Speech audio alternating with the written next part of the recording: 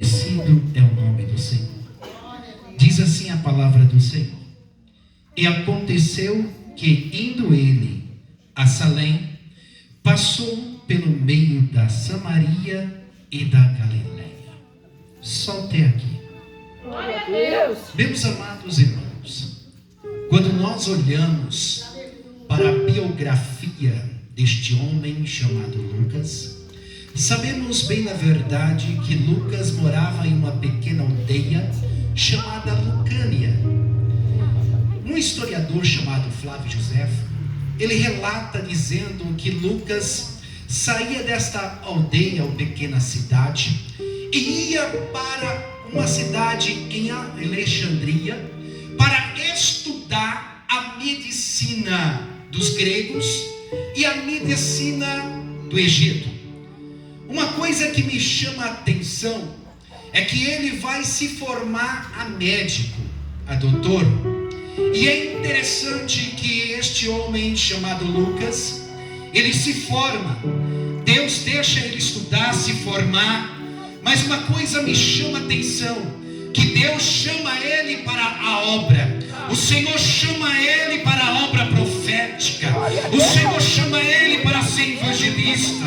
E é interessante que os comentaristas vão dizer que este homem Lucas era um pregador conhecido como pregador da mensagem da misericórdia. É interessante que ele sempre vai relatar dizendo e pregando, falando que a misericórdia que vem do nosso Salvador Jesus Cristo, é só Ele que tem a misericórdia. Homem nenhum na terra tem a misericórdia para dar para o ser humano, mas Jesus, o homem da misericórdia, que Lucas apresenta pregando, dizendo: Ele tem a misericórdia, Ele tem a misericórdia para entregar para mim e para você. E se você acredita, pode dar glória, pode dar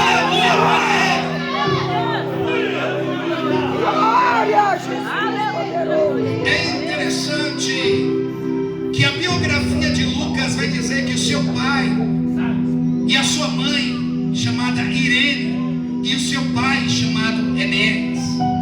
E quando nós olhamos ao texto original, o nome Lucas no original é chamado de Louca, que traz duas referências celestial.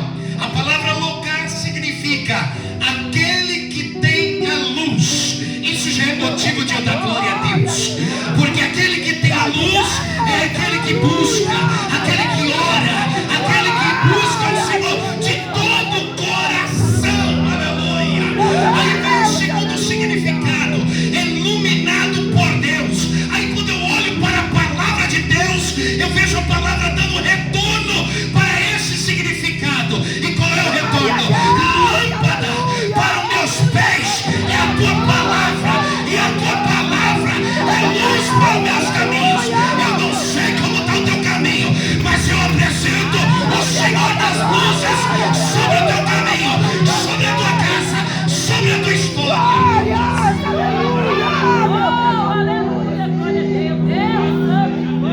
Uma coisa me chama a atenção nesse versículo 11, que Jesus estava indo para Salém e ele passa pelo meio de Samaria e da Galileia. Já vou finalizar. Sabemos que o nome samaritano, ou melhor dizendo, Samaria é o povo samaritano, e a palavra samaritano significa pessoa de bom coração, ou uma pessoa caridosa.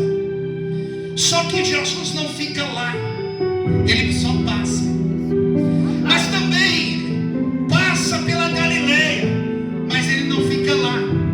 Mas a pergunta que me toca profundo nesse texto: por que Jesus passa pelo meio de Samaria e da Galileia? Aí eu fui estudar um pouquinho. Um historiador chamado Jerônimo vai dizer que o nome samaritano tinha um significado que significava isso aqui: samaritano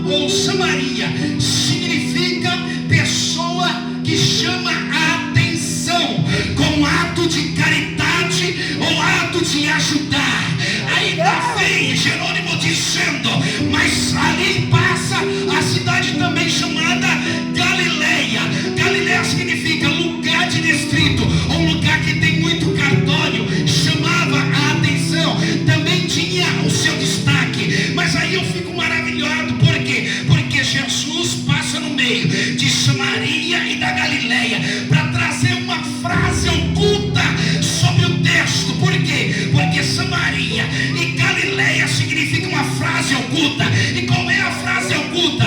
Samaria significa cidade de destaque, e aquele que é da Galileia significa também um lugar de bom destaque, ou uma pessoa de bom coração. Mas Jesus passa no meio das duas.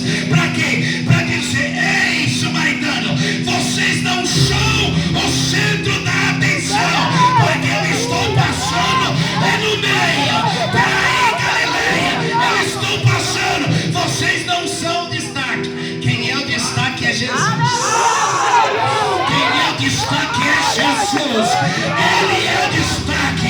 E aí eu começo a entender que Deus, ele está no meio de todas as coisas. Deus estava no meio daquela sarça falando com Moisés. Deus estava no meio do deserto com aquela nuvem fazendo refrigério. E quando era noite, fazia aquela nuvem uma coluna de fogo aquecendo Israel. Deus e Jesus está sempre no meio de todas as coisas. Não é por isso que quando vamos olhar para um homem chamado Elias, Elias convoca o altar e ele convoca Deus para o meio do altar. Ah, meu Deus do céu, como que está o teu altar? Como está o teu altar? Convoca o fogo do Senhor para o meio do teu altar, porque o altar que não tem fogo não tem graça, o altar que não tem fogo não tem presença. Aí eu começo a entender. Elias se junta às 12 pedras, representando as 12 tribos, para dizer: ei, tribo, não esqueça, porque eu sou o Senhor do fogo e o meu fogo está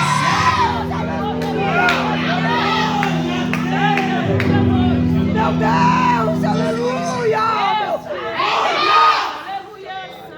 Meu rei da glória! um profeta cujo seu chamado começa com visões. E quem é esse profeta? Jeremias.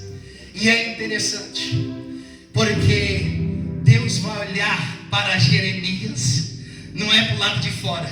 Aleluia.